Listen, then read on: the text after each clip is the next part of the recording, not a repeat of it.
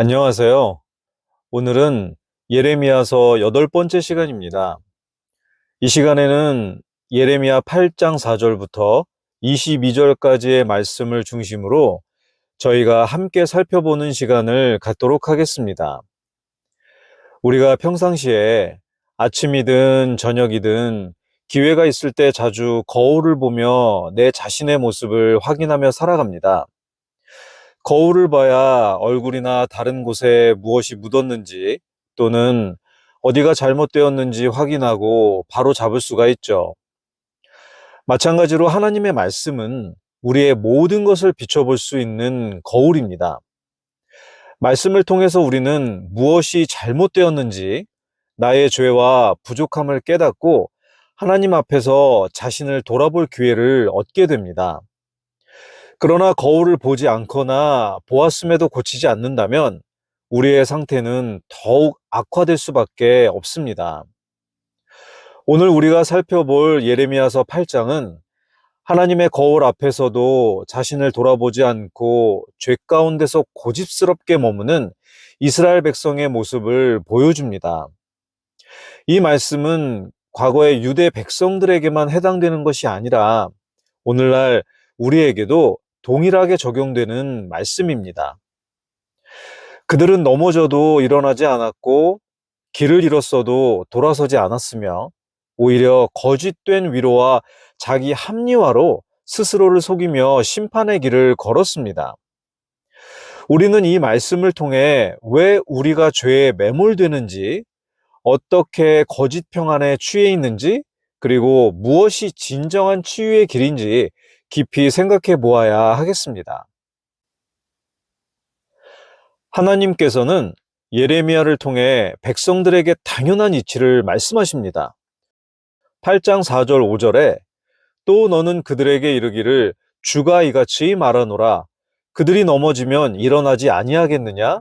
그가 떠나면 돌아오지 아니하겠느냐? 그런데 어찌하여 이 예루살렘 백성은 영원히 타락하여 뒤로 미끄러지느냐? 그들이 속임수를 굳게 붙들고 돌아오기를 거부하는도다. 이 말씀은 누구나 이해할 수 있는 상식적인 원리를 말합니다. 사람이 넘어졌다면 일어나려 하고 어딘가로 볼일을 보러 나갔다면 일이 끝난 후에는 집으로 돌아오는 것이 당연합니다. 그러나 이스라엘 백성은 그러지 않았습니다. 그들은 하나님을 떠나서 죄에 빠져 넘어졌으면서도 일어나지 않았고 돌아오지 않았습니다. 더욱이 자신들의 상태를 돌아보지도 않고 오히려 속임수를 붙들고 회개를 거부했습니다. 그런데 우리 하나님께서는 우리의 연약함을 아십니다. 우리가 쉽게 넘어질 수 있는 것을 아십니다. 하지만 얼른 다시 일어나기를 바라십니다. 우리의 본성이 원래 악하기 때문에 살아가면서 죄로 인해 넘어질 수 있습니다. 그런데 문제는 넘어졌다는 사실을 깨닫고 일어나야 하는데 그러지 않는다는 것입니다. 우리가 하나님의 말씀을 통해서 자신의 상태를 발견하고 즉시 하나님께 회개하며 다시 서야 하는데 많은 경우에 우리는 넘어졌다는 사실조차, 그러니까 죄를 지었다는 것조차 인정하지 않으려 하고 자신의 죄를 합리화하거나 숨기려 하는 경우가 많습니다.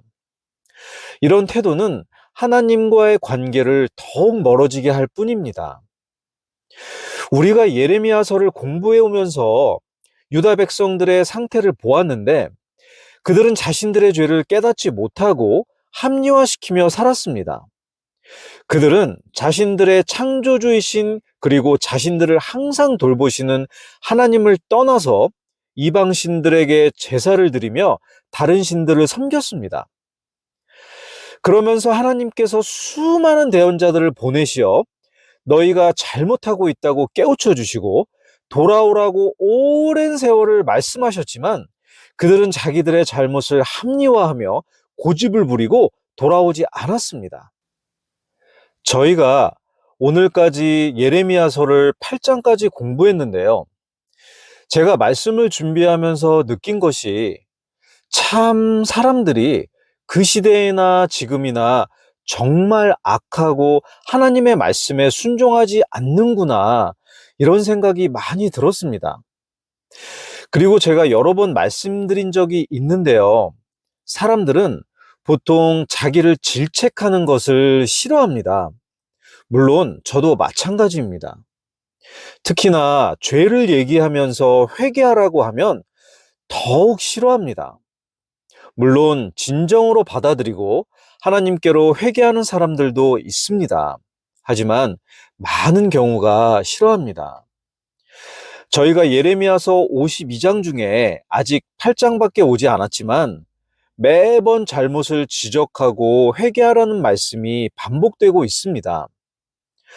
말씀을 준비하면서 예레미야 대언자가 얼마나 힘들었을까 하는 생각이 들었습니다. 물론 많은 대언자들이 있지만 저희가 예레미야서를 공부하고 있기 때문에 예레미야 대언자를 대표로 말씀드립니다. 몇 년도 아니고 40년을 넘게 왕부터 일반 백성에 이르기까지 모든 사람들에게 죄를 지적하고 회개하라고 했으니 사람들이 얼마나 싫어하고 미워하며 헐뜯고 핍박했을지 참 안타까운 마음이 들었습니다. 거기다가 모든 종교 지도자들과 거짓 대언자들은 거짓 평안을 말하고 오직 예레미야 대언자만 진실을 외치고 있었으니 핍박받으면서도 본인은 얼마나 외롭고 답답하고 안타까웠을까 하는 마음이 들었습니다. 오늘날 많은 사람들이 자신이 짓는 죄를 합리화하며 하나님의 말씀을 자신의 방식대로 해석하여 스스로를 정당화합니다.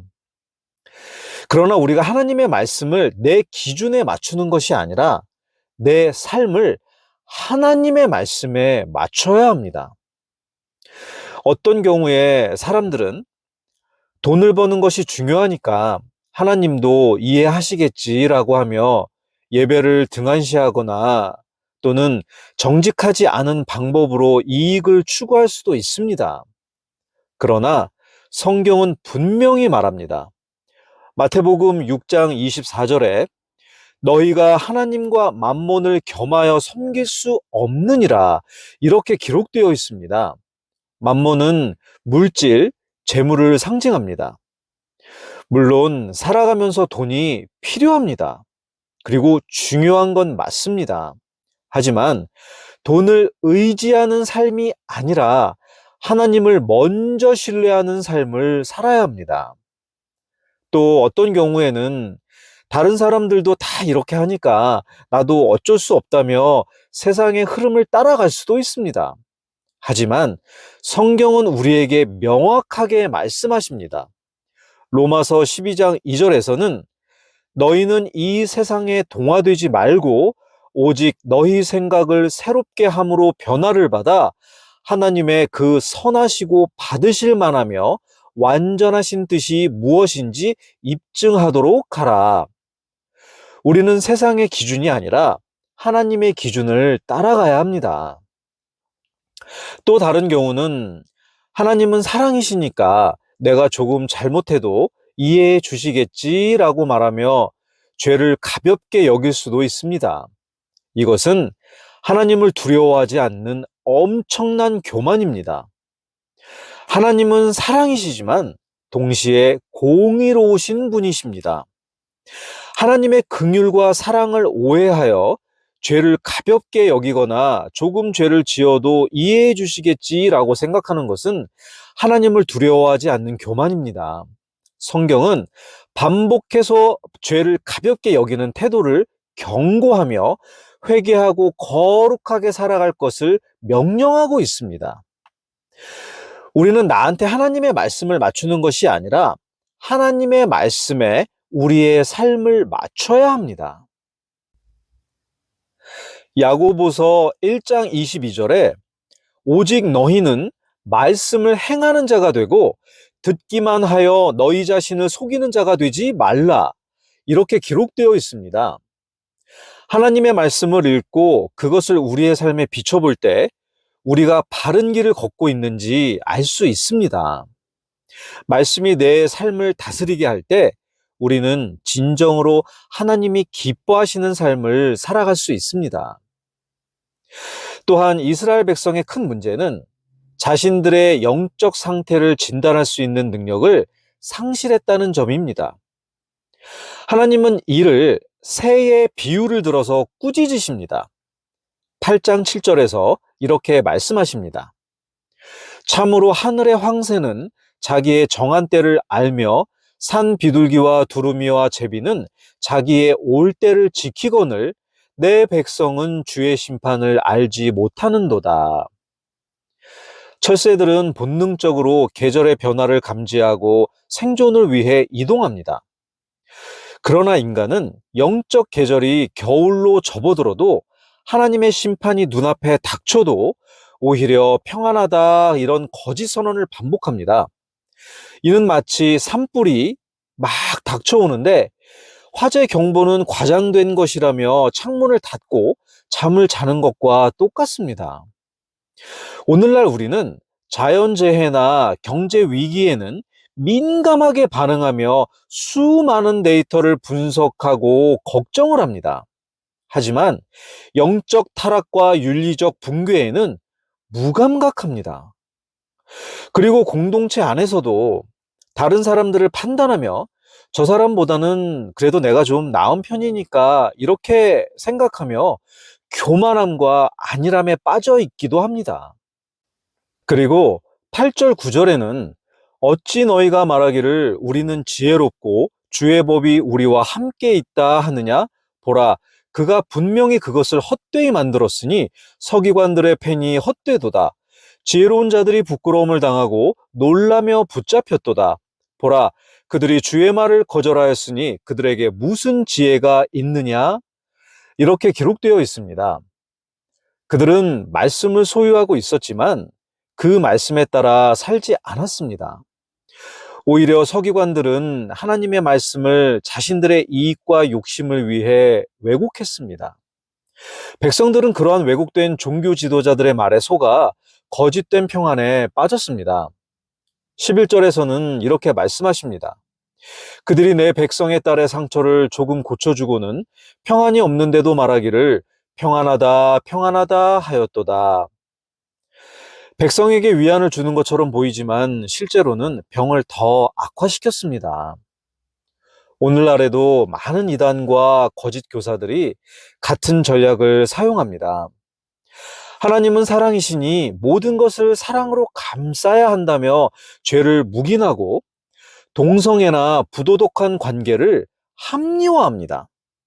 또한 기복신앙과 같은 것은 하나님을 우상화합니다. 예를 들어 내가 무엇을 하나님께 하면, 그러니까 내가 11조 잘하고 교회 출석 잘하고 새벽 기도 잘하고 교회 활동 열심히 하고 그러면 나의 자식들이 잘 되고 사업이 잘 되고 모두가 건강하고 복 주신다는 가르침은 정말로 잘못된 거짓입니다. 성경은 그렇게 말하지 않습니다.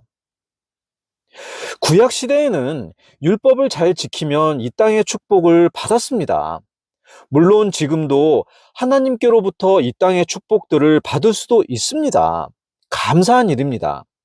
하지만 신약 시대에서 말하는 복음의 핵심은 이 땅의 축복이 아니라 예수님의 핏값으로 구원을 받아야 하고 그 이후에는 예수님의 장성한 분량에 이르도록 성장하는 것입니다.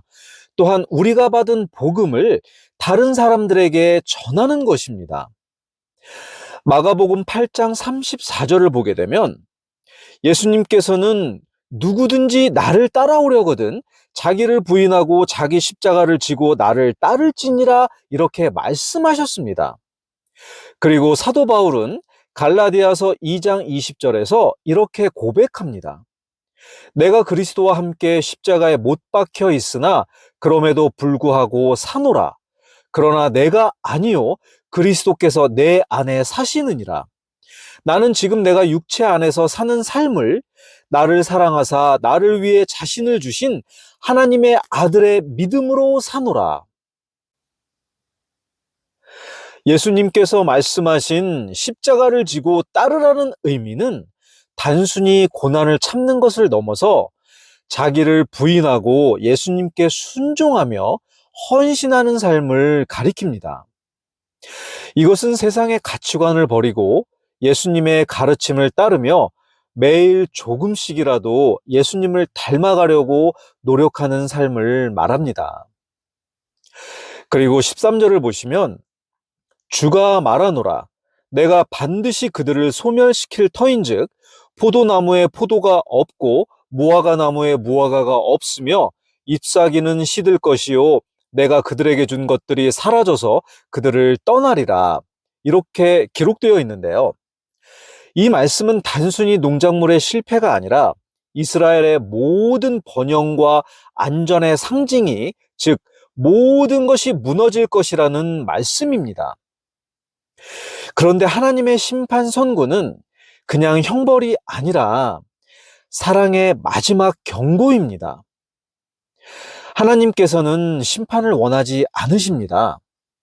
에스겔서 33장 11절을 보시면 그들에게 이르기를 주 하나님이 말하노라 내가 살아있음을 두고 맹세하노니 사악한 자가 죽는 것을 내가 기뻐하지 아니하며 오히려 그 사악한 자가 자기 길에서 돌이켜 사는 것을 기뻐하노라. 오 이스라엘의 집아 너희는 돌이키라.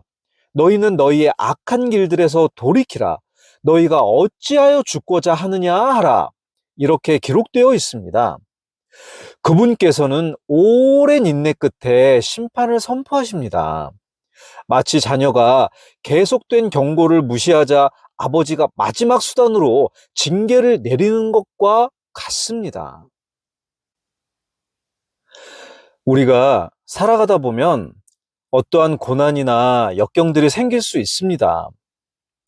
그리고 그런 일들이 우리의 잘못으로 인해 생길 수도 있고, 때로는 원하지 않고 이해할 수 없고 감당하기 힘든 일들이 생길 수도 있습니다. 건강이 악화되고 사랑하는 사람이 죽거나 가정이나 사람 간의 관계가 깨지기도 하고 또 재정적인 문제들이 생길 수 있습니다. 그런데 우리 그리스도인들은 이러한 문제들이 있을 때에 이것을 불행하다고 생각하거나 누구를 탓하고 원망하거나 좌절할 것이 아니고, 물론 힘든 상황이지만 하나님을 더욱 의지하여야 합니다. 우리 하나님께서는 모든 것을 합하여 선을 이루시는 분입니다. 그리고 그 하나님이 우리 아버지이십니다. 그리고 22절에 보시면 길르앗에는 유향이 없는가? 거기에는 의사가 없는가? 그런데 어찌하여 내 백성의 딸의 건강은 회복되지 아니하였는가? 이렇게 기록되어 있는데요. 길르앗은 향료와 의약품으로 유명한 지역이었습니다. 즉, 치유의 수단은 충분했으나 백성은 치료를 거부한 것입니다. 이 말씀은 곧 그들에게는 많은 것들이 있었습니다. 그들이 자랑하는 성전과 하나님의 말씀과 대언자들과 또 그들이 자랑하는 아브라함의 자손이었습니다. 그들은 그 많은 것들을 하나님께 받았지만 그것을 올바르게 사용한 것이 아니라 그것을 부적처럼 붙들고만 있었습니다. 그들은 하나님만을 온전히 의지하지 않았고 하나님의 뜻을 알지도 못했습니다. 그렇다면 현대의 우리들의 모습은 어떨까요? 나는 교회의 장로니까, 나는 집사니까, 내가 교회를 몇십 년을 다녔으니까, 우리 아버지가 목사님이니까, 나는 모태신앙이니까 등등 이러한 것들을 가지고 있으니까 나는 괜찮다. 나는 무조건 천국 갈 수 있다. 내가 잘못을 해도 용서해 주시겠지. 이런 잘못된 생각들을 가지고 살고 있지는 않나요? 하나님께서 많은 것들을 주신 것은 그것에 매달리거나 그것을 악용하라고 주신 것이 아닙니다. 하나님께서 주신 것들을 사용하여 하나님을 더 영광되게 하고 하나님 나라를 위해서 올바르게 사용하라고 많은 것들을 주신 것입니다. 그리고 요즘 시대 우리의 모습들을 보면 물론 다들 바쁘게 살고 있죠. 하지만 사는 게 바쁘고 시간이 없다고 말씀 보고 기도하는 것을 멀리하는 모습들이 있습니다. 그런데 우리의 일상 모습들을 보게 되면 인기 있는 드라마나 영화는 보면서, 그리고 전화기로 SNS나 유튜브 같은 것들을 보면서, 또 친구나 지인들 만나서 시간을 보내기도 하고 취미 생활을 즐기는 시간은 가지고 있는데, 몇 분 기도하고 몇 분 말씀 보는 시간은 힘들다고 생각하며 살면 될까요?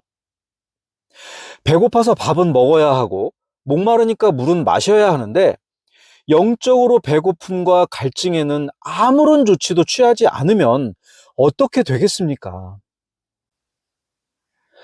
육체가 영양 공급을 제대로 받지 못하면 병이 나는 것처럼, 영적으로도 영양 공급을 받지 못하면 병이 나게 됩니다. 우리가 정말 어떻게 살아가고 있는지 잘 점검해 보아야 하겠습니다. 그리고 우리가 회개한다고 말할 때 회개라는 단어의 뜻을 제대로 알고 실천해야 합니다. 우리 본문 8장 6절에도 있는 회개라는 단어의 원어를 보게 되면 히브리어로 나함이라는 단어로 기록되어 있는데요. 이 뜻은 슬퍼하다, 후회하다, 마음을 바꾸다, 돌이키다 등 여러 가지 의미를 가지고 있는데요. 본문에서는 단순한 후회가 아니라 자신의 죄악을 깨닫고 애통하는 것을 의미합니다. 또한 우리말 회개라는 단어 또한 국어 사전에서 찾아보면 지난날의 잘못을 뉘우치고 마음을 바르게 고쳐 먹음, 그리고 죄를 뉘우치고 바른 길로 돌아섬, 이렇게 나와 있습니다. 회개는 단순한 후회가 아닙니다. 회개는 근본적인 마음의 변화와 삶의 방향을 바꾸는 것을 의미합니다. 이것은 죄를 인정하고 하나님께로 돌아서는 적극적인 변화를 말합니다. 우리는 진정으로 주님, 제가 어떤 우상숭배에 빠져 있습니까? 어떤 관계가 나를 주님과 멀어지게 하고 있습니까? 이렇게 기도하며 우리를 점검해야 하지 않을까요? 그리고 제가 지난 영상들 중에서 요나서에 등장하는 니느웨 사건을 말씀드린 적이 있습니다. 니느웨라는 곳은 아시리아 제국의 수도로서 이방인들의 도시였습니다. 니느웨는 그 악행으로 인해 하나님의 심판을 앞두고 있었는데, 그러나 하나님께서는 요나를 보내어 그들에게 회개의 메시지를 전하게 하셨습니다. 그들이 회개하면 멸망을 피할 수 있도록 하나님께서 기회를 주신 것입니다. 그런데 놀랍게도 니느웨의 왕과 백성들은 그 말을 듣고 전심으로 회개했습니다. 금식하며 하나님께 부르짖었고, 하나님께서는 그들의 회개를 보시고 심판을 거두셨습니다. 그런데 하나님의 백성들인 이스라엘 사람들은 하나님의 경고를 받아들이지 않고 고집을 부리다가 멸망하게 되었습니다. 너무 안타까운 일 아닌가요? 이방인들도 하나님의 경고를 두려워하고 회개하였는데, 선택받은 백성들은 고집을 부리고 돌아오지 않았다는 것. 안타깝습니다. 그런데 이 사건들이 우리에게 무엇을 알려주는 건지 하나님께서 주신 거울로 우리 자신을 자세히 살펴보아야 할 것 같습니다. 이제 간략하게 결론을 말씀드리고 마치겠습니다. 오늘 예레미야서 8장 말씀을 통해서 이스라엘 백성의 불순종과 고집, 굳어진 마음과 왜곡된 신앙, 그리고 교만 속에 빠졌던 내용들을 살펴보았습니다. 그러나 이 이야기는 과거 그들만의 모습이 아니라 현대를 살아가는 우리 역시 그들과 다를 바 없는 같은 모습으로 살아가고 있음을 깨닫게 합니다. 하나님의 말씀은 우리의 모든 것을 비춰볼 수 있는 거울입니다. 그 거울 앞에서 우리는 진정한 겸손함으로 자신의 부족함과 잘못을 똑바로 점검하고 진정한 회개와 순종을 통해서 하나님의 자녀답게 살아가야 하겠습니다. 저와 여러분 모두 하나님의 은혜 안에서 말씀으로 더욱 성장해 나가기를 소망합니다. 감사합니다.